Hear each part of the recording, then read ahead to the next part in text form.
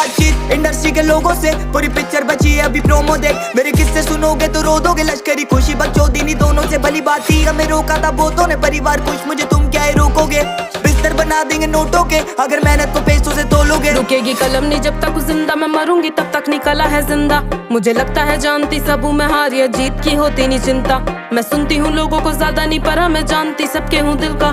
मेरे होते पड़ोसी अमीर जो पैसा या बातें बनाने से मिलता। लो आदत डाल मैं रुकू, ये होगा नहीं सोचा नहीं किसी ने, करूंगी सब पैसों से लाखों का भरूंगी पेट में। मुझे नहीं कमाना भरने को घर, पहले भी